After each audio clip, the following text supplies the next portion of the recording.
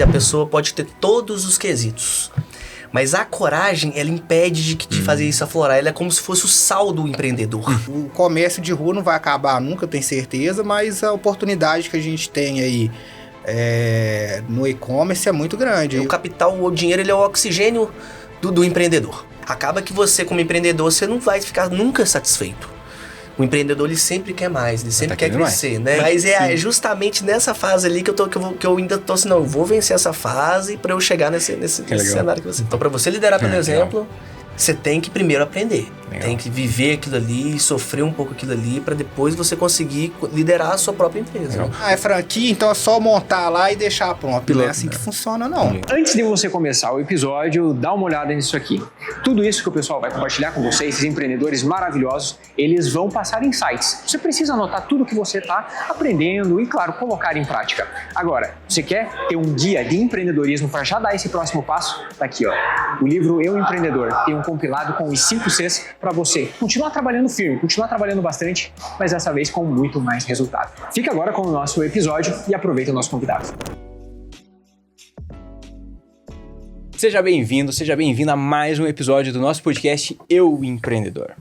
Hoje nós temos 2 visões muito interessantes para você que está pensando em começar a empreender. Sabe você que está ali naquele trabalho, né? Tá ali naquele emprego CLT e você tá ganhando bem, você tá, sabe, às vezes ali, mas tem uma pulguinha atrás da orelha ali que fala, será que eu posso empreender? Será que eu devo empreender? Será que é para mim esse negócio? Hoje nós temos o Tadeu, que vai poder trazer um pouquinho mais desses insights.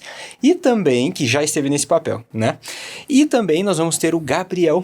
O Gabriel, ele é um franqueado. Então, se você está pensando em se tornar franqueado, seja de uma loja no varejo, de uma prestação de serviço, seja, né, um franqueado que você está ali namorando uma marca, está namorando uma franqueadora e quer dar esse próximo passo, não perca esse episódio, porque aqui o Gabriel vai compartilhar o que você tem que prestar muita atenção e aquilo que você pode, né, deixar muito mais tranquilo. Eu vou agradecer então Tadeu e Gabriel, muito obrigado por estarem aqui para compartilhar conhecimento com os nossos empreendedores e eu vou deixar, né, melhor do que eu apresentar vocês, deixar para vocês se apresentarem. Então, Gabriel, fica à vontade para se apresentar, falar um pouquinho da tua jornada e na sequência a gente vai conversando aqui, Tadeu, e aqui é um bate-papo, tá? Tudo certo. Então, Léo, obrigado aí pelo convite, né? Acho que vai ser ótimo nossa troca aí. Então, na verdade, eu comecei, né? Eu já trabalhei em multinacionais, né? Trabalhei com meu pai por um tempo também, na empresa dele. No final de 2021 eu resolvi sair da empresa do meu pai. Eu já empreendi vendendo no mercado, ao mesmo tempo que eu estava com meu pai, em paralelo eu já vendia no Mercado Livre na Amazon. Né, eu faço importações e vendo e, né, depois, aí eu saí da empresa do meu pai, fiquei um tempo só com isso e por fim, para ter uma segunda atividade, né, como até mesmo diversificar as fontes de renda, em novembro fazem aí 2 anos que eu comprei uma franquia da Bionest, né, que para quem não conhece é aqueles mercadinhos autônomos e honestos que ficam nos condomínios. Que legal. Que legal. De forma geral, é isso. Ó, pra você que está nos ouvindo, Bionest, talvez você já tenha ouvido falar, sabe o que você vai fazer? Você vai voltar no episódio anterior, que no episódio anterior a gente conversou com o Marcelo, o franqueador. Exatamente. A gente conversou com o Marcelo e com o Bernardo, que compartilharam a visão do franqueador para depois a gente ter o franqueado. Então, fica de olho no episódio anterior também. Gabriel, muito obrigado. Você falou da Amazon, vamos voltar nesse ponto aí, que é muito legal esse negócio, viu? Tadeu, fica à vontade. Contar um pouquinho dessa experiência, sempre bom de escutar as pessoas, aprender um pouquinho, tudo que a gente escuta um pouquinho, de forma genuína a gente aprende, né? E aí eu, diferentemente um pouquinho do Gabriel, que já é empreendedor há mais tempo, eu já tô numa outra fase que eu tô entrando nessa jornada agora. Tá sendo muito interessante porque na minha trajetória eu sou auditor, fui durante muitos anos, já tenho mais de 20 anos de mercado de trabalho. E comecei lá com meus 16 anos, só que eu sempre tive um chamado para o empreendedorismo, sempre foi aquela pilha que acontecia comigo, só que graças a Deus, por as coisas terem dado certo, eu sempre tive um emprego, uma estabilidade no emprego, e aí acabou que eu não tive oportunidade, mas esse ano as coisas mudaram e aí eu resolvi empreender e tô nessa jornada aqui, hoje podendo estar aqui, podendo contar um pouquinho dessa experiência e dar uma coragenzinha para quem tá escutando a gente aqui de como que é esse lado de cá. Genial, porque às vezes o que falta é isso, né? Você tem o conhecimento, você tem às vezes aquela pessoa que tá ali do seu lado, que tá te incentivando, mas falta uma coragem, às vezes falta alguma virada de chave para daí sim você começar a empreender. Ô Léo, esse ponto da coragem ele é muito importante, porque na verdade a pessoa pode ter todos os quesitos, mas a coragem ela impede de fazer isso aflorar, ela é como se fosse o sal do empreendedor, é a coragem. E é difícil ser leviano de falar assim, você tá faltando coragem, pô, tem um monte de coisas e pratinhos que a pessoa não quer deixar cair, e a gente tem que respeitar isso também, mas a partir do momento que ela, pode cair 1 ou 2 pratos aqui, vamos juntos, se tiver uma pessoa, uma companheira, um companheiro que possa te suportar e te ajudar nesse passo ali, e você criar essa coragem, você vai ver que lá do lado de lá do rio, né, ele não tem tanto bicho papão assim, tem só muito trabalho para fazer. Isso é verdade. É isso. Isso é verdade. Legal, genial. Gabriel, você comentou com a gente sobre a Amazon, que é um processo que você... Foi com a Amazon, né? A Amazon e Mercado Livre. Amazon e Mercado Livre. Cara, isso daí é um negócio muito bacana, porque o pessoal... Quem comprou talvez algum produto, depois você pode falar um pouquinho dos produtos que você importa e comercializa lá, mas às vezes você que está aqui nos ouvindo comprou algum produto da Amazon que foi o Gabriel que fez todo esse processo, quem sabe, né? Quem sabe, né? Como é que foi isso? Na verdade, assim, eu fui numa médica, né, que eu tratar de calvície, e aí ela me indicou uns suplementos. E não tinha aqui no Brasil, né, na época. E aí eu vi que tinha no exterior, né, nos Estados Unidos, no caso, com um preço muito mais baixo do que... Quer dizer, na verdade tinha no Brasil, só que com um preço muito alto. E eu vi que no exterior tinha com um preço muito mais baixo, né? E aí, na verdade, eu comprei para o meu uso próprio e também só para fazer uma renda extra mesmo, não era nada muito, assim, intencional, não, entendeu? Só para, né, garantir aí o do final de semana, na época eu era novo, né? E então começou assim, e depois fui diversificando os ramos, né? Esse primeiro produto eu já nem vendo mais, e fui ganhando escala aí nos marketplaces, né? Porque não tem como. O comércio de rua não vai acabar nunca, eu tenho certeza, mas a oportunidade que a gente tem aí no e-commerce é muito grande e o carro tá passando. Pois é. As margens estão ficando cada vez mais exprimidas, né? Porque tá tendo mais gente entrando. Quanto mais concorrência, né? Pois é. Menor vai ser só a margem. Então, hoje já tem até uma guerra entre os dois, né? A Amazon e Mercado Livre, eu consegui abaixar minha comissão aqui, vou abaixar o custo do frete. Então, assim, tá um mercado mais acirrado, mas sempre vai ter espaço, né? Para quem trabalha bem, não existe nada saturado, não. Que legal, bacana. Muito bom, legal demais. E aí, então, você começou a fazer esse processo de importação para poder vender tanto na Amazon quanto no Mercado Livre, e aí chegou a Bionest, né? Como que foi esse processo o que fez você olhar para uma franqueadora, para uma marca e falar assim, pô, acho que é um negócio legal. Como que foi essa virada para você? Na verdade, eu já estava com a Amazon, com o Mercado Livre, né? Tem um resultado excelente. Até, né, pelo menos na minha experiência, é um caso em que eu consigo ter um retorno maior do que a Bionest trabalhando menos. Mas, então eu tava com um dia um pouco ocioso, né? Com os dias. E já tinha Bionest no meu condomínio. Que legal. Entendeu? Aí, só que meu pai começou a ser um fornecedor da Bionest. E ele comenta, na verdade, e quando eu trabalhava com meu pai, eu já tinha comentado com ele sobre a Bionest, né? Porque tinha no meu condomínio. E depois meu pai se tornou um fornecedor da Bionest e comentou comigo, né? E aí eu comecei a conversar com a Bionest logo quando ela começou a ser uma franqueadora, né? Que antes era loja própria e, né, fui dos primeiros franqueados ali. Que legal. Que bacana. Que bacana. Então, o ponto inicial de você olhar para a Bionest foi você ser cliente, né? Sim, você ser usuário. Tá dentro do meu condomínio, né? Que legal. Nossa, Achei genial. muito legal a ideia, né? Aham. Muito inovadora ainda é, né? Mas você pensa há 2 anos e tantos, 3 anos atrás, né? Ah, isso daí era Então eu já muito era um difícil. cliente ali da Bionest. Que legal, bacana. E contigo, Tadeu, como é que você entrou nessa, né? Que virou essa chave para você, primeiro, né? Fala assim, puxa, quero empreender, e depois a entrada da Bionest. Pois é, como eu falei há pouco, né? Querer empreender, eu sempre quis empreender, né? Sempre quis. Teve Legal. vários momentos da minha vida lá de trabalho, de CLT, que eu cheguei a conflito, até coach eu contratei. E aí ela fez todo um trabalho comigo, me mostrou que eu não estava tendo a visão certa naquele momento de tudo. E realmente eu era muito novo na época. E foi passando o tempo, eu fui crescendo na minha carreira, mas sempre falei assim, eu quero montar alguma coisa. E é engraçado porque na hora que você não pode montar, aparece um monte de ideia, um monte de oportunidade, que você fica ali, né, coçando pra fazer, mas não posso misturar as coisas. E aí depois que, em janeiro desse ano, eu saí do meu trabalho. E na hora que eu saí do meu trabalho, eu falei assim, já tinha 20 anos que eu trabalhava direto, emendando uma empresa na outra. Aí eu falei assim, não, agora eu vou dar um tempo pra mim. Vou dar um tempo, meu filho tinha acabado de nascer. Aham.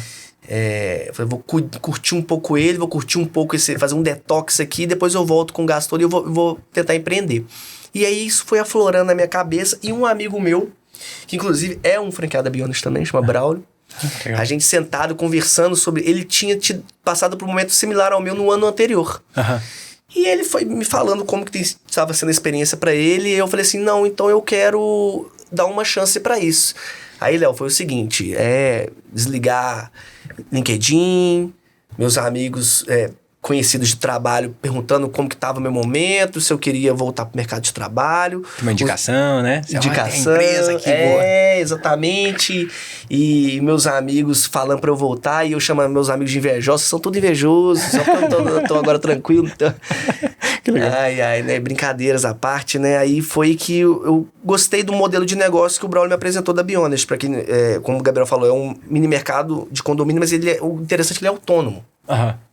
E hoje a gente sabe que a mão de obra é o grande desafio, principalmente do empreendedor. Você pode, às vezes, saber fazer a parte técnica, a parte operacional, e até a de gestão administrativa, mas a gestão de pessoas ela é muito difícil. Uhum. E você empreender, fazer a gestão de pessoas ali, e o da Bionest você não teria isso, você teria só um ecossistema de fornecedores, né?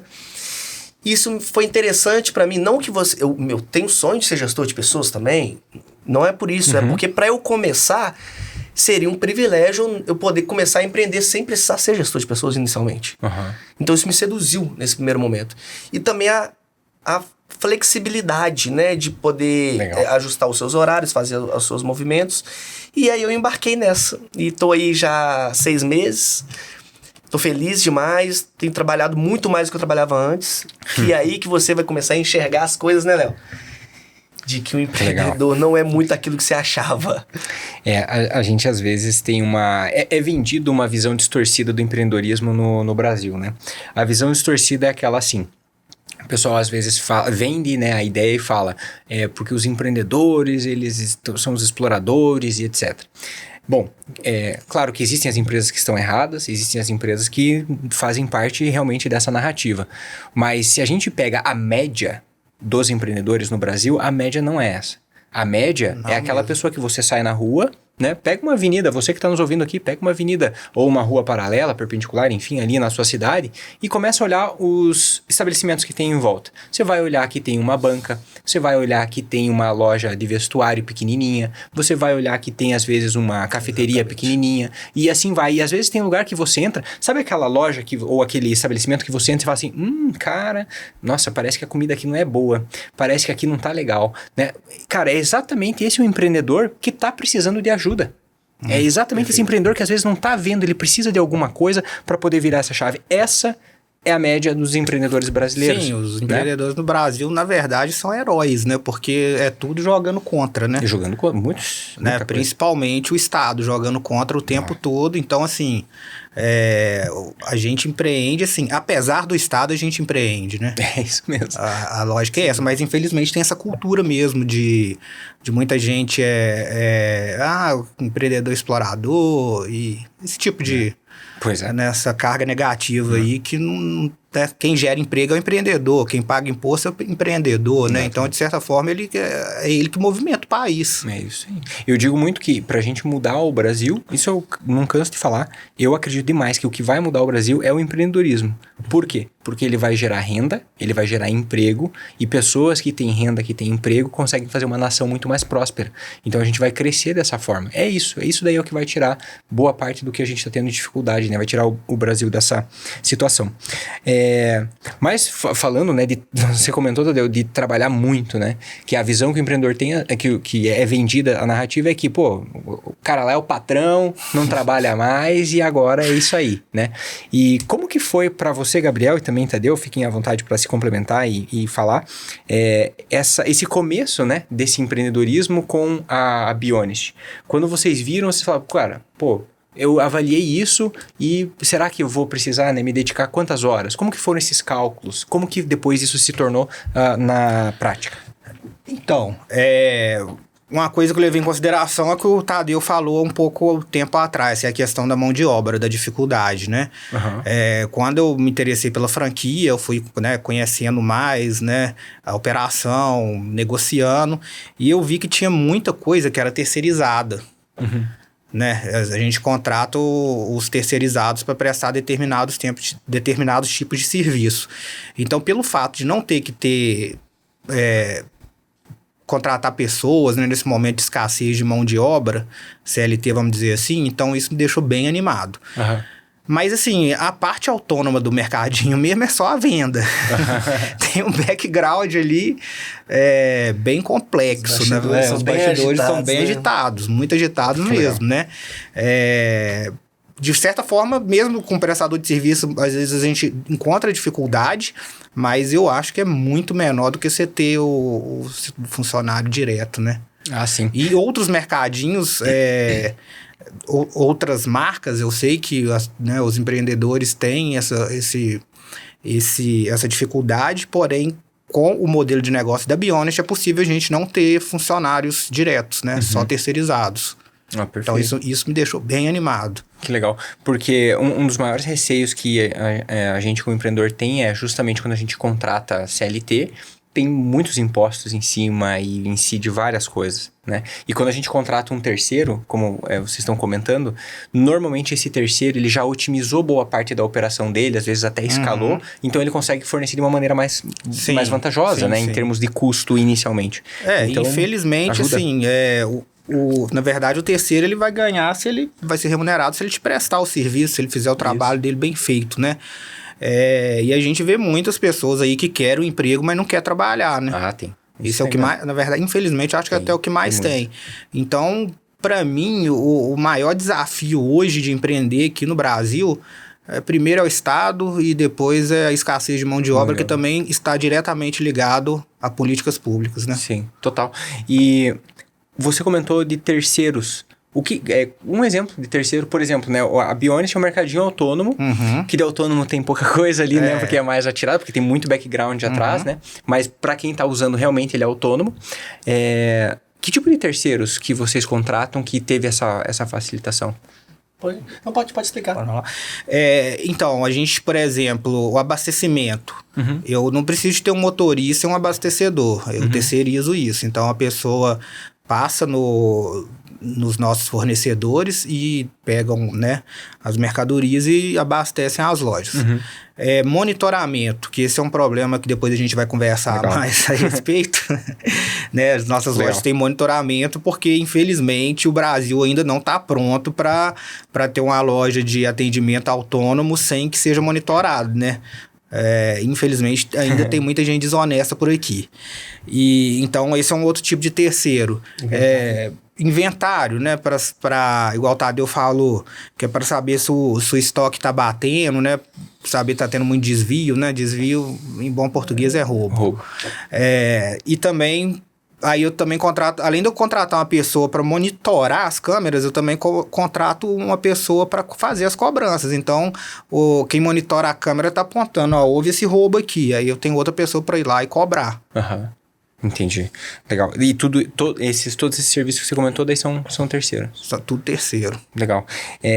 O terceiro, nesse caso, ele é muito bom porque eu imagino que para você ter um motor... Vamos falar do motorista. Me corrija se eu estiver errado, tá?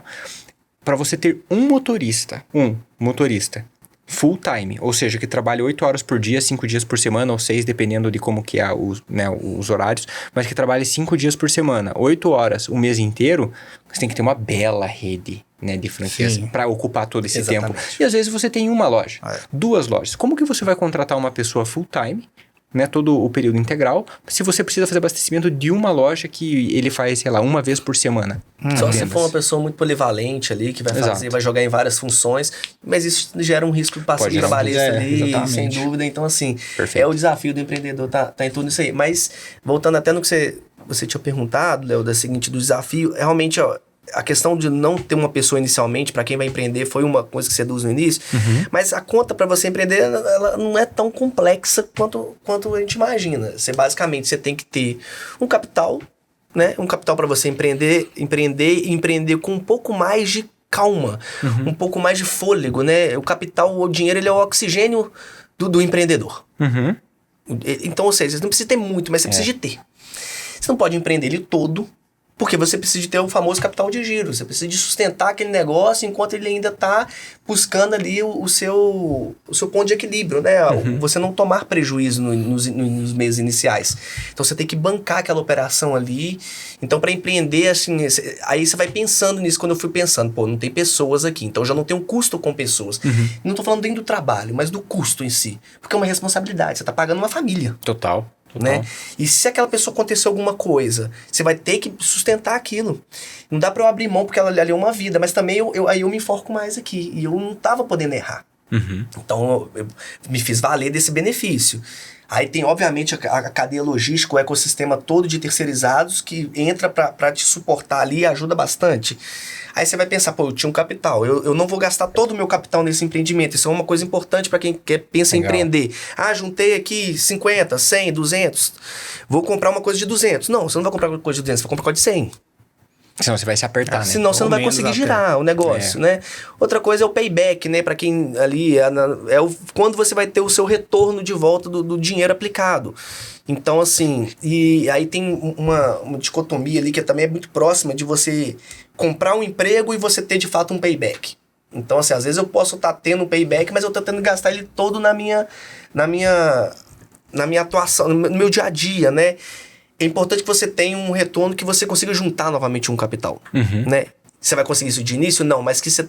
Aí vem um outro tema que a gente estava conversando até há pouco, Gabriel, que é o ser escalável. Você ter o seu negócio, ele tem que ele conseguir escalar um pouco ele para que você consiga crescer e ele não se limite. Então são alguns pontos. Eu tenho que ter capital, eu não posso gastar ele todo, eu preciso de ter um payback que normalmente o mercado trabalha ali com 18 a 24 meses, ou seja, em 1 ano e meio a 2 anos você tem que conseguir ter retornado aquilo de salário para você novamente. E o principal ponto disso tudo, que é o que eu tô descobrindo agora, é que é o que eu falei da coragem ali, que você vê que não tem tanto bicho-papão do outro lado, é que é só trabalho. E quem trabalha bem já tá acostumado, né? É trabalhar. É isso, cara. Trabalhar bem, você vai aprender a trabalhar bem também, mas no final das contas você vai ver que quanto mais você trabalha, mais você consegue ter retorno. O problema é depois você ter o equilíbrio com a vida pessoal. Sim. Que é o que eu tô falando, trabalhando hoje eu trabalho muito mais, então eu já tô começando a ter um desequilíbrio pessoal. E é o que eu ainda nem cheguei lá do outro lado ainda, então eu tô remando muito, né? Mas não é tão difícil, é trabalhar, dedicar, entender como que se comportam as coisas. Você vai errar, e quanto mais você errar é bom. Que bom que eu aprendi nesse momento, que bom que eu errei agora, que eu ainda consigo recuperar. E depois as coisas fluem, sabe, Leão? É impressionante, Que legal. As coisas acontecem, é meio que o universo te devolve. Amém, que legal. Passamos por vários pontos legais aqui, um deles que você citou, Tadeu, foi ter o capital para investir, né, e cuidar desse capital, né, então às vezes você tem lá 100 mil, 200 mil, 50 mil, X, não vai investir tudo no empreendimento, né. Na conversa que nós tivemos do episódio anterior com o Marcelo, ele comentou que lá na Bionest dá para começar, e o Bernardo, eles comentaram que dá para começar com uns 30 mil reais aproximadamente para ter uma loja de começo, claro que pode subir, mas com 30 mil reais, vocês veem esse sonho começando a se realizar? também? Isso é possível para uma loja da Bionity? Olha, possível é. Porém, você teria que alugar muitos equipamentos, né? O seu CAPEX teria que ser menor. Tá. Então, por exemplo, você não, dentro desse orçamento aí de 30 mil, entre pagar a taxa de franquia e montar uma loja, você não consegue comprar refrigeradores, cervejeiras, né? Você tem que alugar. Então, isso também te espreme sua margem lá no final das contas, né? Sem a taxa da franquia. Perdão, eu falei errado. Tem a taxa da franquia, que se eu não me engano dá direito a 3 lojas, se eu não estou enganado, uma das taxas. Daí tem uma outra taxa que daí é ilimitado, se eu não estou enganado. E daí com 30 mil montar uma loja com estoque. Uma loja pequena com estoque, sim. Talvez você não consiga comprar 3 equipamentos, né? Um congelador, uma cervejeira e um refrigerador. Porque só esses 3 equipamentos devem ser na ordem dos 15 mil, né, Otávio? Mas é o custo. E mais 15 mil pro resto, de toda forma você teria que alugar alguma coisa aí, sim. Entendi. É possível, né? Mas é possível, é rentável, mas se tiver mais um capital maior, acho que vale a pena, sim, fazer um certo investimento em CAPEX. E só para estar complementando, é possível. Assim, obviamente que você depende do tanto que você quer, né? É que nem um carro. Você compra um carro com 30 mil, compra. Qual? Exatamente. Assim, é possível. Legal. A questão é que vai cair naquele ponto da escalabilidade. Perfeito. Beleza, 30 mil vai te render quanto? 60 mil vai te render quanto? 90 mil vai te render quanto? Então, acaba que você, como empreendedor, você não vai ficar nunca satisfeito. O empreendedor, ele sempre quer mais, ele sempre quer crescer, né? Então, assim, você consegue fazer essa operação com 30 mil, mas se você só tem 30 mil para investir, você tem que refletir. Tá no momento? Será que não é melhor eu esperar ter 50? Será que eu não consigo juntar mais? Então você tem que se preparar. Isso é um movimento importante. Olhe lá, vou ouvir no podcast lá do Léo que com 30 mil monta uma loja. Com 30 mil você monta uma loja. Mas e aí? E o próximo mês? E o fluxo? Você não pode ficar apertado, né? Sim. Você tem que ter não dá pra colocar todos os ovos na mesma cesta, né? Tem uma frase que eu não me recordo quem falou, então não consigo citar a fonte, mas no resumo o empreendedor falou o seguinte, ele falou que nada melhor para um empreendedor pensar bem do que dinheiro em caixa. Ou seja, quando você tá zerado ou tá devendo, você não consegue raciocinar direito. Você vai fazer besteira, provavelmente. É muito mais difícil você sair disso. Agora, você tem dinheiro em caixa, tem folga, tem que tomar cuidado, é óbvio, mas você consegue raciocinar muito melhor. Né? Você consegue ver novas possibilidades, você consegue ver talvez uma escala, consegue ver uma série de coisas. Você raciocina até demais. Raciocina demais. Então, não ter dinheiro em caixa, se colocar numa situação de tenho 30 mil e vou começar com tudo isso, você se coloca numa situação em que você pode se bloquear. Né? De alguma forma, correr um risco desnecessário. Eu gosto de chegar ao copo meio cheio, tá? Legal. Então, assim, chegando ao copo meio cheio, é isso que o empreendedor precisa de ter. Essa coragem. Boa. Essa coragem. Às vezes o cara tá com 500, mas não tem coragem de botar o 100 aqui, porque com 500 já comprou um apartamento assim, mas com 400 já não compra tanto, e o dinheiro da escola... Aí você vai entrando naquela seara novamente. Aí o cara que tem só 30 e vai... É esse que vai dar certo. Ele pode não ter dado certo porque não fez certo. Porque faltou, às vezes, um Léo do lado dele, um Gabriel do lado dele, pra dar só um direcionamento nele, né? Que legal. Muito bom. Sabe uma coisa que você comentou, Tadeu, sobre trabalhar muito, né? O empreendedor, o que eu vejo, né, pelo menos nas empresas que eu já tive e o que eu vejo também dos empreendedores que eu tô próximo, parece que existe vamos dizer assim, uma área, uma zona em que as coisas elas começam a jogar cada vez mais contra. Sabe quando você tá no mar e no mar tem até um pedaço do mar ali que você para e o mar tá sempre te jogando pra dentro, tá sempre pra praia, né? Tá sempre te jogando pra praia, sempre te jogando pra praia. Você quer ir pra frente, mas ele te joga pra praia. Mas parece que você passa uma linha, existe um limite, existe um lugar ali em que você passa e o mar já não começa mais a te jogar pra praia, ele já começa a ficar mais tranquilo, mais manso, e quando de repente ele começa a te puxar pro alto mar, né? Começa a te puxar ao contrário, inclusive. Empreender, eu vejo que é um pouquinho disso. E onde que tá essa faixa? Onde que tá esse limite? Para os empreendedores, né? Eu vejo que é justamente quando você chega a ter uns 30 colaboradores, que é justamente a proposta da metodologia que eu acredito, que é o que também tá no livro Eu Empreendedor. Quando você sai de 0 até 30 colaboradores, o que acontece? No resumo do resumo, qual é a mágica que acontece? acontece? A mágica acontece é que você tem uma equipe em que as pessoas já conseguem ter backups dos seus pares. É basicamente isso. Ou seja, se você monta uma empresa e você tem apenas uma pessoa que faz o caixa, por exemplo, num varejo, tem uma pessoa que faz o caixa, já sabe, eu digo, não é imprevisto. Ela vai ficar doente, não é imprevisto. Vai ter que tirar férias, não é imprevisto também. E uma série de outras coisas vão acontecer. Vai ter 13º, também não é imprevisto. Vai tirar 1/3 de férias, impostos, etc. Nada disso é imprevisto. Então significa que quando aquela pessoa sai de férias, ou enfim, tem algum dessas ausências, quem é o backup? Você.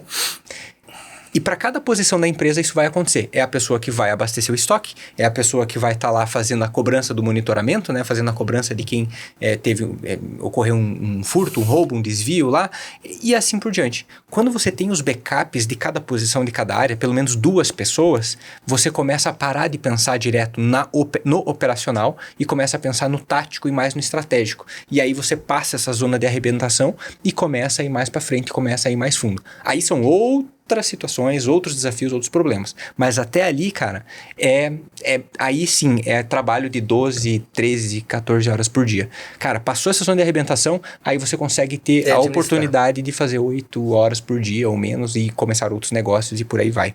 Mais ou menos muito louco isso. Na jornada que eu comecei agora e que eu não sei até quando que vai ser, mas eu ainda vou ficar nessa zona de arrebentação durante um tempo. E é justamente essa hora que que o empreendedor tem todos os motivos para voltar a desistir. Eu tenho todos os motivos para reinstalar o LinkedIn no celular. Sim. Para voltar a aceitar uma prova. Tem todos os motivos, mas é justamente nessa fase ali que eu ainda tô assim, não, eu vou vencer essa fase para eu chegar nesse cenário que você falou. E com relação à parte de, para quem tá pensando em abrir uma franquia de mercadinho, né? Você destacou, Gabriel, a parte de furto, né? Ou desvios.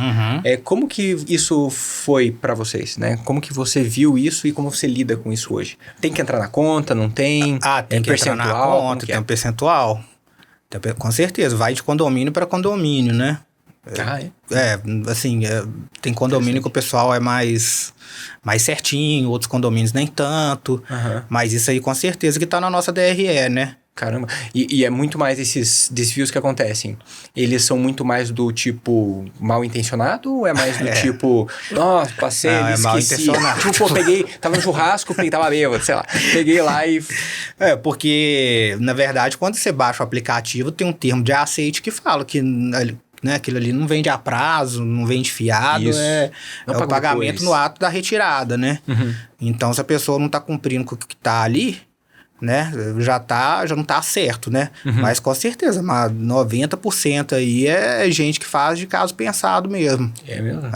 Puxa vida, mal intencionado. Caramba.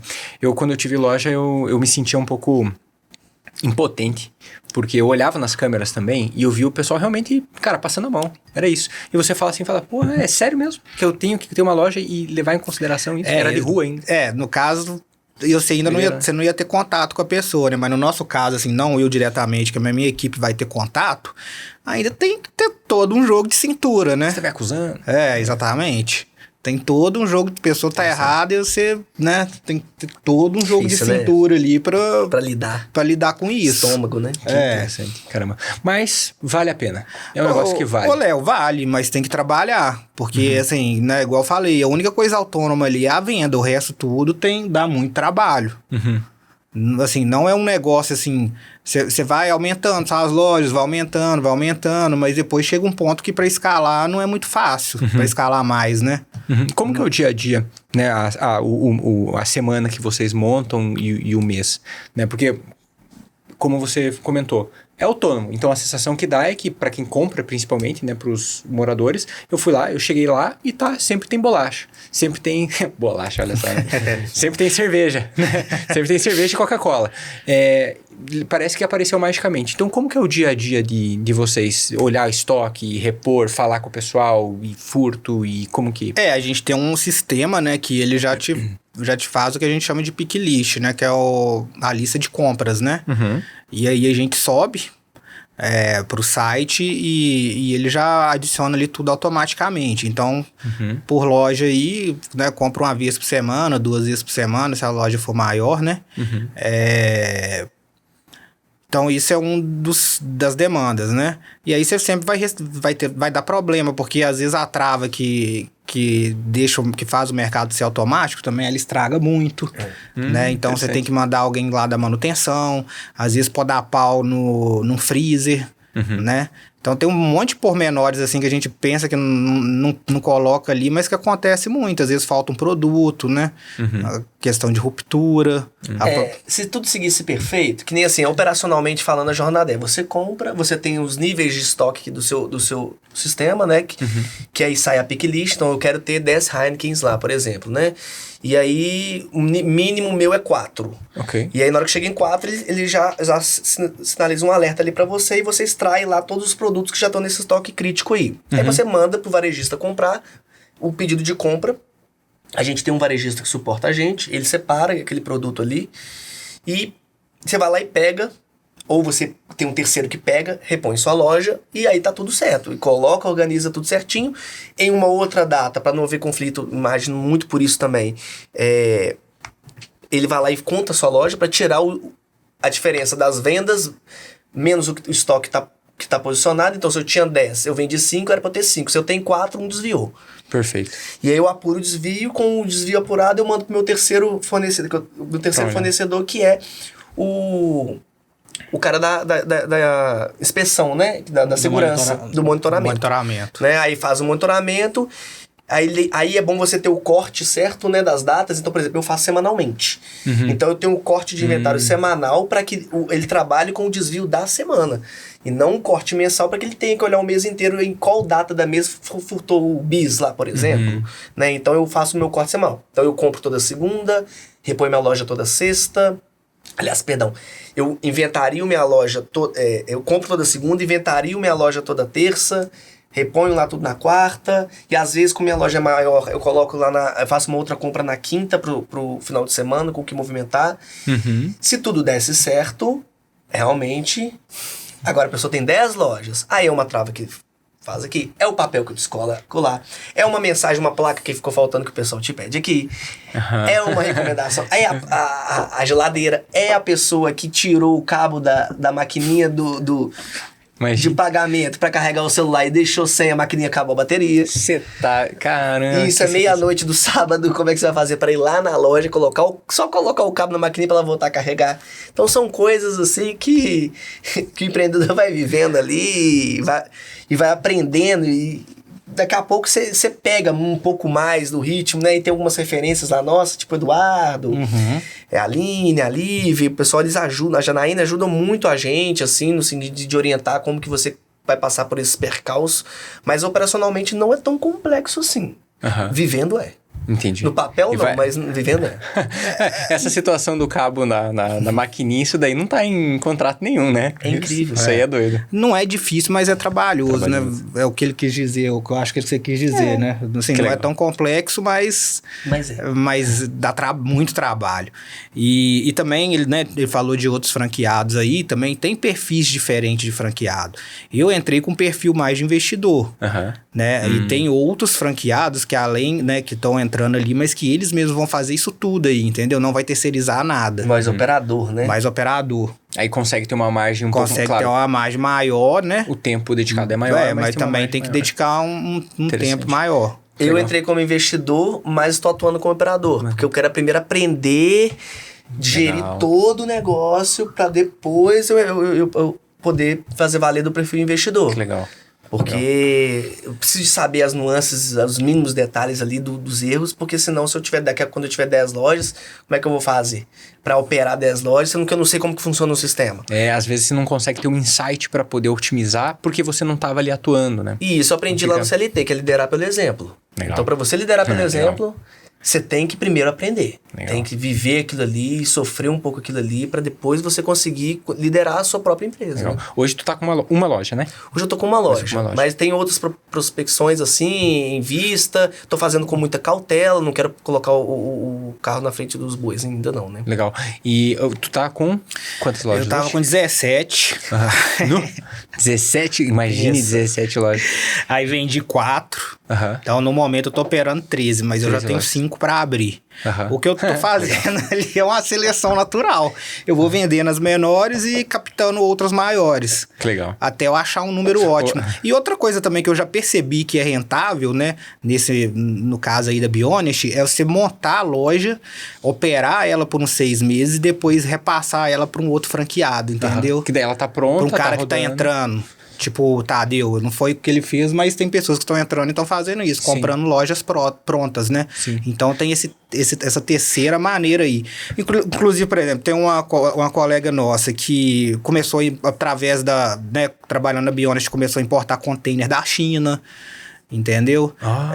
Eu conheço um cara que era franqueado, não era da Bionest, de uma franquia aí de fora, e através disso ele montou a empresa de monitoramento. Então esse ecossistema vai gerando vários outros... né? Vai derivando dentro, é muito interessante. Outros business, né? Porque é um mercado incipiente, querendo ou não, o mini mercado autônomo no Brasil ainda é uma coisa que está chegando.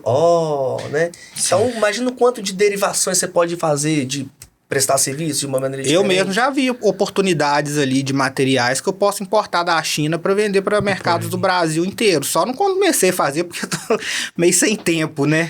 Empreendedor é isso, né? Sempre tá tentando achar exatamente, uma forma mas infelizmente o dia só tem 24 horas, a gente tem que dormir, né? Então... Que legal. E você, hoje, né, para quem vai começar com o mercadinho, qual é a principal barreira que vocês veem? Qual é a maior dificuldade? Pô, quero abrir uma nova loja. Qual é a maior dificuldade que vocês veem? Tem uma clara, né, Gabriel? Conseguir o ponto. O ponto. Por quê? O que trava ali? Então, porque é um terreno particular. Começa por aí. Então não é eu chegar ali e alugar uma loja. Então tem que conseguir acessar. Aí eu tenho que criar um relacionamento. Eu tenho que me vender. E olha que eu tenho que me vender às vezes sem ter um portfólio. Uma coisa é ele chegar com 17 lojas e fazer que eu tenho 17 lojas. Já faço. Outra coisa é eu chegar, eu quero montar uma loja aí. Então é difícil. Então existem hoje 3 formas de você conseguir fazer esse avanço, né? Ou você prospecta por conta própria, ou você compra uma loja de um outro franqueado que tá com muitas vezes ele não tá querendo, você compra para começar a aprender a operar. E essa é uma das vantagens, né? Talvez disso que você falou, né, Gabriel? Que você falou assim, puxa, eu vou subir uma loja e vou vender ela para um terceiro. Aí às vezes com ágil, né? Com ágil. Aí esse terceiro, né, para quem está nos ouvindo até tá pensando assim, pô, mas por que eu vou comprar uma loja pronta, né? Às vezes pagar um ágil, sendo que eu posso fazer. Tá aí a resposta, que é esse segundo motivo, essa segunda forma, igual você comprar um apartamento numa construtora ou uma casa, você pode fazer também. Perfeito. Né? Perfeito. Mas... Desculpa. Não, é isso. E a terceira forma é como se fosse um leilão interno, que a própria franqueadora, ela prospecta um condomínio, e como ela prospectou para não beneficiar ninguém individualmente, ela abre um leilão. Né? Tem essas 3 formas. Obviamente que a melhor é quando você prospecta. Que você aí você consegue prospectar praticamente até de graça, às vezes, o condomínio. Que foi o meu caso. Eu entrei pra franquia, muito por todo o contexto que eu já falei há pouco, mas eu tinha um amigo que morava num condomínio. E eu fui ver o condomínio dele, geograficamente, era muito interessante. Porque ele tava numa zona que não tinha supermercado próximo. Você tem que pegar a carro e sair pra longe. E tinha 3 comércios ao lado do condomínio que são muito caros porque eles se aproveitam disso. E o condomínio é muito grande. Eu acho que ele ainda é o maior, né? O meu condomínio, eu acho que ele é o maior da franquia. Eu acho que sim. São 921 apartamentos. 921 aqui em BH eu só conheço um maior que o seu, né? Que é o Mundi, mas não é nosso, né? Quase foi, inclusive. Mas aí, ele é o maior. Então, acaba que eu dei como se fosse uma sorte ali, né? Obviamente que eu fui atrás, e é por isso que eu te falo, as coisas acontecem no empreendedor quando ele trabalhar. Quando ele começa a trabalhar, as coisas começam a nascer, né? Então, assim, aí, graças a Deus, a minha nasceu rápido, assim, então eu já montei uma loja grande, muito grande, acho que ela, de metragem também ela é a maior. Já vim com uma proposta diferente, então, assim, você vai pensando, cara, por exemplo, a minha proposta é atacar numa classe diferente. Quando você pensa no mercado autônomo, olha que interessante isso. Pô, a pessoa pode entrar lá, pegar e pagar. É difícil falar, mas há uma preferência por classe A. Porque ela vai ter mais condição de pagar. Porque eu vou colocar uma margem maior. Porque ele não precisa de me roubar. Mas aí tem um engano. É um engano. Olha aí. Esse é que é o interessante. Pode explicar agora. Porque eu já tive um mercadinho, né? Pra quem é de Belo Horizonte vai saber, Belo Horizonte, Nova Lima, no bairro Vila da Serra. Que é um dos bairros, né, com metro quadrado mais caro aqui da nossa região, né? Da grande BH. E lá, a síndica não deixava eu colocar a câmera no mercadinho. Foi onde eu registrei... Na verdade, tem esse e tem um outro condomínio que é mais classe C e D. São os dois que eu registrei maior desvio. Mas, ou seja, Tá em tudo. Tá em tudo, É né? um recorte. Não tem a ver com classe social, né? Isso tem mais a ver com a índole da pessoa, né? Mas a concentração dos mercados autônomos tá mais nessa classe. Tá mais nessa classe. Eles exploram mais essa classe. E quando eu entrei, eu falei assim, eu tô vendo uma oportunidade. Eu posso estar errado. Vai ter uma oportunidade aqui por vários motivos. Primeiro, por uma classe menos explorada e porque os condomínios de classe C, por exemplo, eles são muito maiores. São condomínios grandes, muito maiores, né? Então é 600 apartamentos, 400, são muito maiores. E normalmente estão em localizações que não são benéficas ali de supermercado, de infraestrutura. Sim. Então você, eu tenho uma... E eu acredito muito no poderio de consumo dessa classe. Porque se eu tenho uma classe A e uma classe C... Infelizmente, o nosso problema do Brasil é a educação. O classe A vai juntar R$5 que tá no bolso dele. Ah, não vou gastar. Vou juntar. O classe C não tem esse hábito. Ah, eu gasto, eu compro. Eu lembro que eu sou classe C e meu pai na minha casa, na hora que sobrava um dinheiro, eu comprava uma TV. Opa, sobrou meu dinheirinho? É um sofá. Melhor só trocar o sofá aqui de casa. Ou vou trocar, que vou... É esse hábito que da educação. A gente não tem o hábito de juntar dinheiro. Não, que nem, investir. Que nem no Japão, que você junta 60% do seu salário. Então aqui não tem esse hábito. Obviamente que quem tem acesso a mais educação, ele consegue desenvolver isso depois. E aí acabou que quando eu vi isso, eu já fui de cara no condomínio classe C e meu nível de desvio é baixíssimo. Eu tô pra te dizer que ele é um dos menores, se não for o menor da... Pra galera que tá nos ouvindo, pra ter uma noção, né? Vamos pensar assim. Na média, tá? Não precisa ser o que vocês têm, mas na média. O que vocês diriam que é? Eu vou pensar, Léo, fui lá, subi um mercadinho autônomo com R$50 mil. Ou seja, consegui colocar as geladeiras próprias, que não dá pra fazer um mercadinho sem geladeira, né? Você tem que ter a geladeira pra turma. Então, pra cerveja, tá, pessoal? Que é uma cerveja e coca. Então, eu fui lá, coloquei as geladeiras, comprei as geladeiras, coloquei as gôndolas certinho, né, com a marcenaria, tudo beleza. Tá pronto, porta, câmera, tá tudo certinho, maravilha, com uns R$40, R$50 mil. Como que eu faço a conta de expectativa de faturamento, de venda? Como que vocês fazem isso? Depende de várias coisas. O número de apartamentos do condomínio, né? Tem um mínimo, assim, para começar a operar? Depende, eu tenho condomínios com 60, eles falam em mais de 100, né? Mas, por exemplo, eu tenho condomínios com 60 que são isolados de mercado que me atende. Legal. Né? Então, exatamente, um dos pontos é a questão da quantidade de unidades e também eu vejo a distância do mercado como algo bem importante também. Se o condomínio também te oferece mais lazer, eu acho que isso tende Olha que insight. A aumentar as vendas. Tipo um salão de festa. Uma piscina, uma churrasqueira, né? Então as pessoas tendem mais a usar ali, né? Com certeza. Então... Legal. Tem outros fatores também, né? E se fosse colocar uma média de faturamento? Eu sei que isso é média, tá? Não dá pra dizer, olha, vai ser tanto. Mas o que você esperaria de um investimento de 100 apartamentos, por exemplo, com área de lazer? Um salão, talvez uma piscina? Num bairro ok, nem tão muito longe, nem tão muito perto de um supermercado. Acho que uns R$90 por unidade, que daria Não, muito. Mas aí, por exemplo, eu tenho condomínios que fazem 150 por unidade. Varia muito. Varia muito, entendeu? Por isso eu tô falando assim, num bairro classe média, não é nem A, nem C e D. Então, tipo uns R$100. Mas você tem os cenários, né? Então você tem cenário A, B e C. Então você vai projetar o cenário, que é o número de apartamentos, vezes o ticket médio, mais ou menos que consome. Então você entra, pega um chocolate, por exemplo, o ticket médio da minha loja tá beirando R$22. Então, média, cada vez que a pessoa entra, ela compra R$22. Aí tem a recorrência, que aí você trabalha com um valor de recorrência, então você vai multiplicando essa conta, o número de apartamento versus o ticket médio versus a recorrência, vai chegar na posição na posição sua de faturamento. Porém, para você projetar isso, aí você vai pegar os cenários. Aí você pega mais ou menos um condomínio com a classe parecida, numa geografia parecida que ele falou, e fala assim, como que fatura o melhor, o médio e o pior? Aí você já coloca os 3 cenários assim, multiplica pelo número de apartamentos a taxa média. Aí, por exemplo, você vai multiplicar por 40, por 60 e por 90. Legal. Aí você vai encontrar 3 cenários para você projetar o quê? O payback. Entendi. E também tem uma questão aí que é o seguinte... Quando eu falei R$100, né? Então, por exemplo, você tem R$90, você tem ali 100 apartamentos, tá todo mundo muito próximo do mercadinho, né? Aí você tem 3 torres, 300, aí você vai vender mais, mas você não vai conseguir manter esses R$90 por unidade, porque já vai começar a ter gente mais afastada de onde é.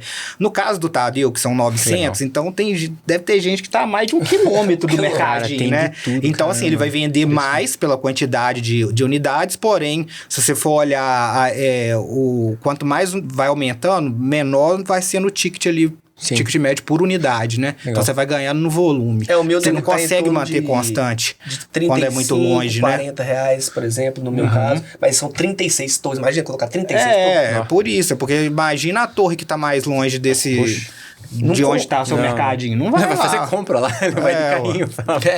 Fazer.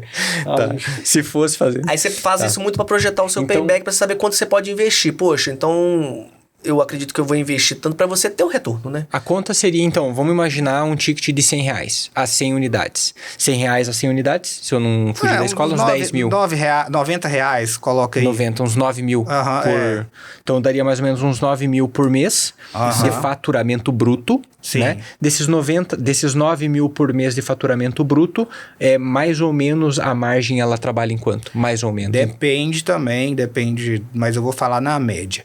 Se, por exemplo, que é o meu caso, que eu terceirizo muita coisa, deve dar uns 15% disso aí. A linha final lá. A linha final, uns 15%. Legal. Agora, se é um franqueado que é mais operador... Né, que vai lá, vai no supermercado, vai fazer a compra, ele mesmo confere se tem gente roubando, se tiver, ele mesmo cobra, ele faz tudo, aí, sei lá, vai para 20 e tantos por cento. 25, 27. Legal. Bacana. Oh, genial. Aí a conta que fica em cima, vamos imaginar aqui 15% em cima de 9 mil, mais ou menos uns R$1.300. 1.350. 1.350. Aí... quanto que foi investido? Foi investido, sei lá, R$30 mil. Vai cair naquela... faz a conta do payback. 30 por 1.350 vai dar um pouquinho mais de 20 meses, né? Que é mais ou menos o que a gente trabalha ali. Aí vai cair naquele cenário. 30 mil, o cara pode começar. Pode, mas ele vai parar nisso aí? Não vai conseguir parar nisso. Aí ele vai... Mas é o que eu falo. Aí teve coragem. Gastou os 30 que ele tinha lá. Gostou. Legal. Aí ele vai atrás dos amigos dele, cara. Posta no Instagram, quem mora em condomínio, pode me dar uma ajuda? Tem algum amigo que é síndico? Aí, eu sou síndico, eu tenho lá um condomínio, inclusive lá tem uma sala que a gente não tá usando, você pode colocar seu mercadinho lá. Ele falou, peraí, vou arrumar um cartão de crédito e vou alugar a minha máquina que eu vou pagar R$200 nela por mês, vou pagar o camarada aqui no meu cartão de crédito, já com o lucro da... Aí você começa a acontecer as coisas no trabalho, né? Então, mas tudo nasceu da coragem do cara lá de trás. Total. Que legal. Então, o maior desafio, o maior, né, que se destaca é conseguir encontrar um ponto. Encontrar você até encontra. O problema é a dificuldade está em você entrar ali, né, ter as portas abertas, né, conversar com o síndico, talvez uma aprovação de assembleia e por aí vai. Até mesmo porque boa parte dos condomínios no Brasil, eles não estão preparados em infraestrutura para ter mercadinhos. Não, só os mais novos, quem sabe, né? Mas os mais antigos, cara, você tem que meio que improvisar ali, às vezes fazer, né, algumas reformas para poder fazer certinho. Então você tem, além disso, tem que levar isso em consideração. E o ponto, como que funciona? Né? Então você tá dentro do ponto ali do condomínio, normalmente se faz o quê? Você paga um aluguel pro condomínio, tem uma taxa que o pessoal normalmente cobra, tem uma regra? Depende, por exemplo, quando é um condomínio pequeno, a gente consegue não ter repasse nenhum. Porque aí também pro condomínio não é tão atrativo ter um mercado, pensando do ponto de vista do do franqueado, às vezes não é tão atrativo ele tá dentro de um condomínio pequeno, mas aí ele vai tendo alguns incentivos, né? Que é tipo assim, não vou te cobrar energia. Agora, por exemplo, um condomínio que todo mundo quer, aí você vai lá e negocia, sei lá, 3% do faturamento. Entendeu? Entendi. Aí Eu já vi coisa maior, mas eu... vai de casa a casa. Vai de casa a casa, e eu não tenho coragem, não. Entendi. É o repasse, né? É o repasse. Aí aí você vai entrar com um concorrente lá, Léo. Aí se chega um cara que oferece um repasse que inviabiliza o negócio, você já sabe que inviabiliza o negócio. Aí você vai ter que explicar por A mais B pro síndico que O porquê. o repasse vai cair de volta pro condômino. Sim, porque vai ter que aumentar o preço. Porque vai ter que aumentar o ou preço. aumentar o preço ou vai faltar produto e vai quebrar, entendeu? Não existe almoço grátis. Não. Aí você tem que explicar toda essa conta ali, que é difícil, porque o cara fala assim, independente disso, cara, olha a proposta que vem na mesa A, a proposta B. Eu não consigo aprovar a sua proposta. Aí, enfim, aí você tem que lutar contra isso. Mas normalmente é isso. Ou você aluga um container. Eu, no caso da minha loja, por exemplo, como eu já sabia que era um condomínio bom, eu investi 40 mil em obra. Lá. Porque tinha que... Mas eu peguei um depósito que tava caído, um negócio horroroso, e construí numa mini loja. E o pessoal amando a mini loja, eu subi o pé direito dela, então assim... Aí agora o que eu tô fazendo? Eu tô conseguindo abater do repasse a melhoria na infraestrutura. Então eu comecei meio que alongando meu payback lá atrás. Assim, vou investir porque a pessoa tem que ter um sentimento de pertencimento. A pessoa tem que... Essa loja tem que ser uma extensão, é o que eu falo muito, né, Gabriel? Tem que botar uma coisa boa, pra ser uma extensão da sua casa. Pra você entrar lá, você ter prazer. É que nem você entra no mercadinho da rua, às vezes você nem quer ficar lá dentro. Você compra pega lá rapidinho lá. E às vezes você entra no Araújo, você quer ficar lá dentro andando no Araújo o tempo inteiro. Por quê? Porque te abraça, então você tem que estar. Então eu falei assim, não, eu não vou montar legal.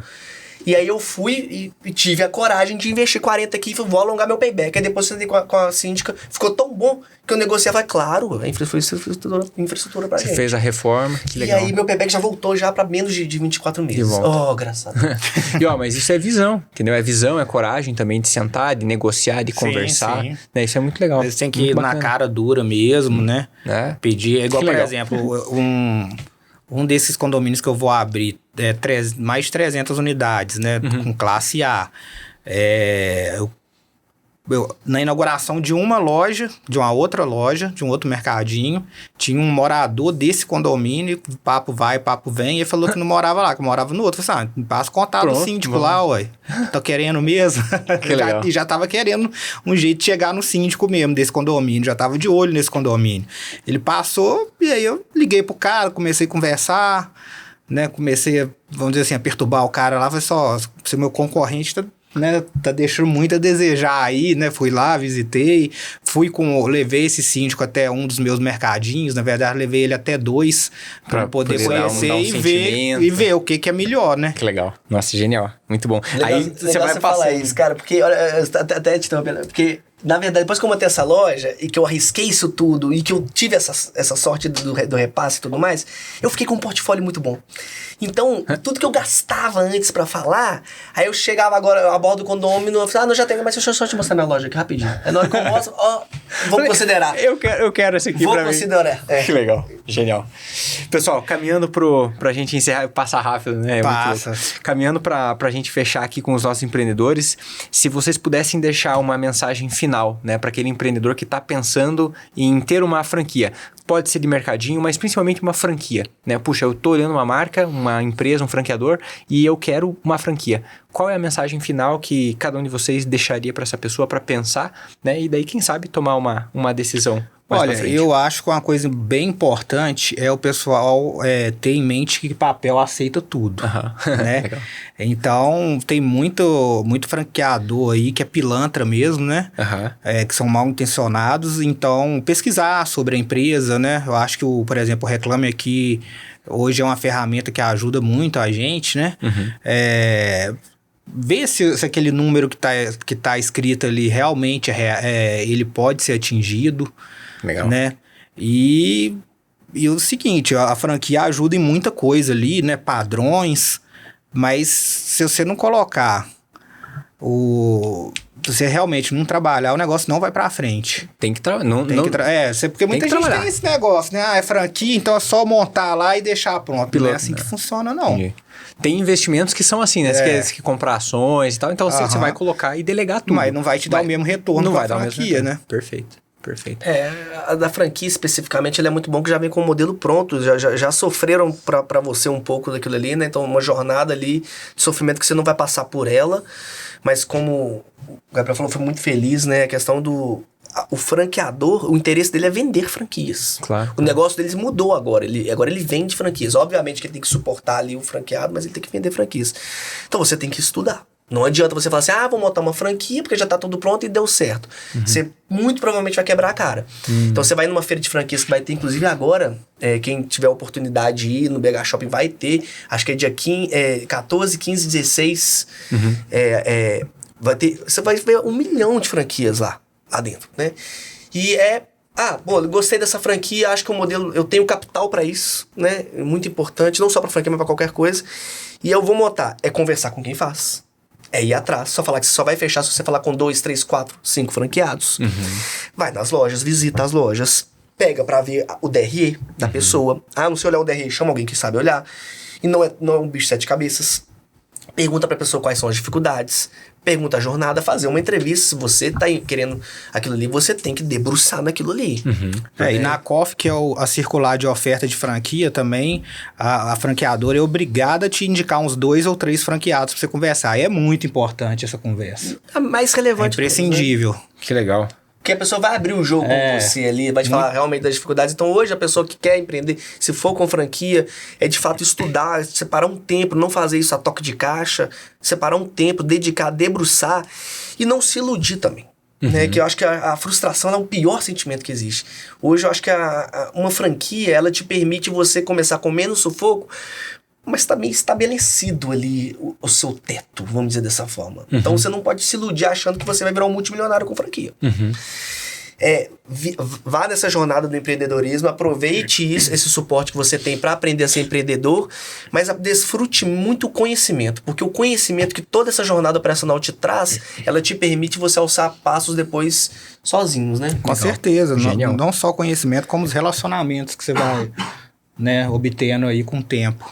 Que legal. Os derivativos das próprias ideias ali em cima da franquia, né? Muito bom. Então, para quem vai olhar para uma franquia, prestar muita atenção, né, no franqueado, aquilo que ele está oferecendo, papel, aceitar tudo, né, como o Gabriel falou, e pesquisar bastante, né, a respeito da franquia. Obrigado. Pesquisar bastante a respeito da franquia. Muito bom, genial, pessoal. Nossa, maravilhoso. Eu gostaria de deixar um recado aqui para quem está nos ouvindo. Se você é síndico e tá pensando, né, em falar, puxa, eu preciso de alguém para poder colocar um mercadinho aqui no meu condomínio, porque o pessoal já falou, já trouxe em assembleia, mas eu não sei o que fazer. Como que o pessoal pode chegar até vocês, aqui na região de BH, né, na grande BH que vocês atendem, como que o pessoal pode chegar até vocês? É com rede social? Como que vocês preferem? Acho que através de rede social mesmo fica mais fácil. Sim, né? Tem a própria rede social da franqueadora da Bionest, pode procurar a Bionest vai trazer isso para todos os franqueados de uma maneira mais uniforme, né? Legal. Ou pode também responder nos comentários, depois depois vocês, né, fazem um...